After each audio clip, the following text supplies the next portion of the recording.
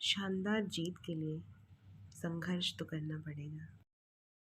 किताबें बोझ नहीं, सबसे अच्छी दोस्त होती हैं।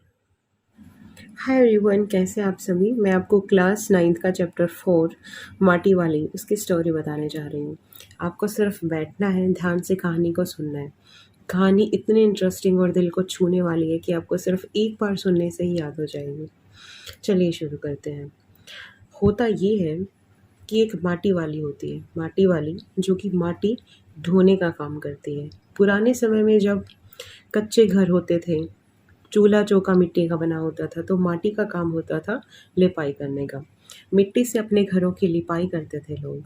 और अगर मिट्टी नहीं होती थी तो ऐसा माना जाता था गुजारा नहीं होगा, क्योंकि जो चूल्हा चौका होता था उसको लीपने का मतलब होता था घर में सौभाग्य, स्वच्छता लाना। और घर में चूल्हे चौके की लिपाई के साथ साथ आंगन की, घर के कमरों की, दीवारों की, हर जगह की लिपाई मिट्टी से की जाती थी। माटी वाली माटी वाले का काम था अपने गांव से शहर तक माटी ढोना, लाल मिट्टी। वो अपनी मिट्टी को एक कनस्तर में भर के लाती। एक ऐसा कनस्तर जिसका मुंह उसने ऊपर से खोल रखा था। उसने उसका मुंह ऊपर से काट रखा था ताकि उसमें से मिट्टी को वो आसानी से निकाल सके।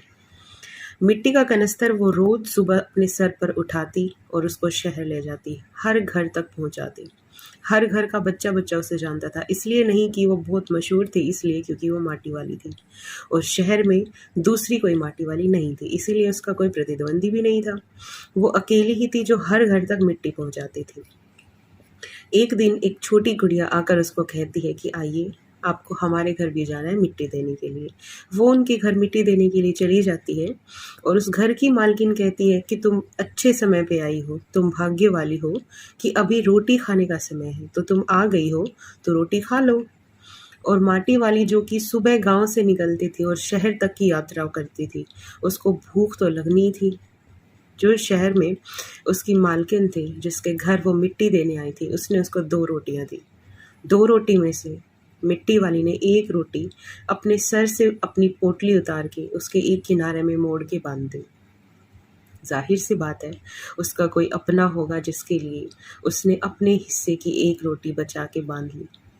माटी वाली खुश हो रही थी कि आज घर जाके अपने बुढ़े को रोटी दूंगी। बुढ़ा उसका पति, उसका जीवन साथी, जिसके लिए वो यात्रा करती थी गांव से लेके शहर तक की, ताकि वो उसको 2 वक्त की रोटियां सुकून से दे सके। जब माटी वाली को मालकिन ने कहा कि सब्जी तो कुछ है ही नहीं, चाय पीकर गुजारा कर लो, तो माटी वाली ने कहा, मालकिन, हम लोगों के लिए तो चाय से अच्छी सब्जी और क्या हो सकती है। यही सब बातें करते हुए फटाफट से उसने अपनी रोटी खाई और अपने गांव के लिए निकल गई। रास्ते में सोच रही थी कि बुढ़ा उसका इंतजार कर रहा होगा, उसे देखते ही बोलेगा कि रोटी लाई हूँ, और वो उसको झट से रोटी दे देगी। लेकिन फिर उसे ध्यान आया, रोज वो बुढ़े को सूखी रोटी देती है, क्यों ना आज वो उसको सब्जी के साथ रोटी दे। वैसे भी माटी बेचने से उसके पास थोड़े से पैसे तो आ ही गए थे। उसने सोचा कि क्यों ना इससे 1 किलो प्याज ले लूं, मोटा मोटा कूट कर मोटी मोटी सब्जी बनाकर आज मैं बुढ़े को प्याज और रोटी दूंगी, उसका स्वाद बैठ जाएगा। यही सब बातें सोचते हुए माटी वाली अपने घर की तरफ जा रही थी। जो बुढ़ा उसका इंतजार करता था, जो बुढ़ा इस आहट के इंतजार में रहता था कि कब उसकी माटी वाली आएगी, उसको बोलेगी कि लो तुम्हारे लिए रोटी लाई हूँ, लो तुम्हारे खाने का समय हो गया।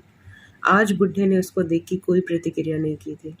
आज उसने देख के नहीं पूछा था कि क्या तुम रोटी लाई हो, और तो और आज उसने पलट के देखा भी नहीं कि क्या तुम माटी बेचकर घर वापस आ गई।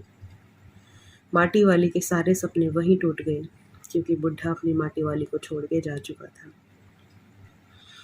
कुछ समय के बाद माटी वाले के पास टिहरी बांध के कुछ लोग आते हैं, जो कि टिहरी बांध बनाने में प्रशासनिक कार्यों में लगे हुए थे।